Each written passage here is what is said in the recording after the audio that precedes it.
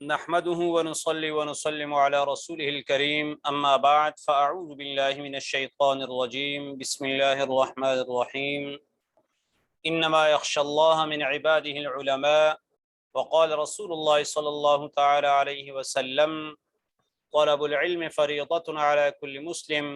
آمنت بالله صدق الله العظيم وبلغنا رسوله النبي الأمي الكريم۔ میرے انتہائی واجب الاحترام معزز و محترم گرامی قدر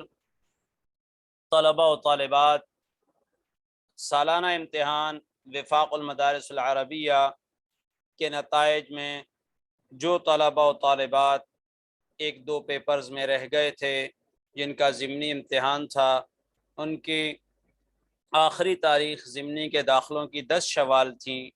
لیکن آج بحمد اللہ تعالی و فضلہ و کرمہ اس تاریخ میں توسیع کر دی گئی ہے۔ تو وفاق المدارس العربیہ پاکستان کے تحت ضمنی امتحان کے داخلوں میں 15 شوال 1443 بمطابق 17 مئی 2022 بروز منگل تک توسیع کر دی گئی ہے، اور مزید برآں یہ کہ آن لائن داخلے بھی بھیجے جا سکتے ہیں۔ اپنے اپنے ادارے سے رابطہ کر کے آن لائن داخلہ بھیجا جا سکتا ہے اپنے ادارے کے ذریعے۔ دوسری اہم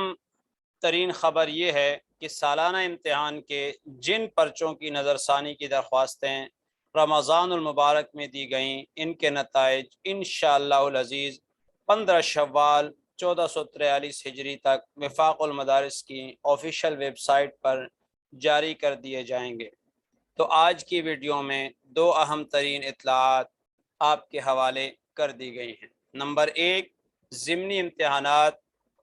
کی تاریخ میں کہ داخلے کی تاریخ میں توسیع 15 شوال یعنی 17 مئی تک کر دی گئی ہے،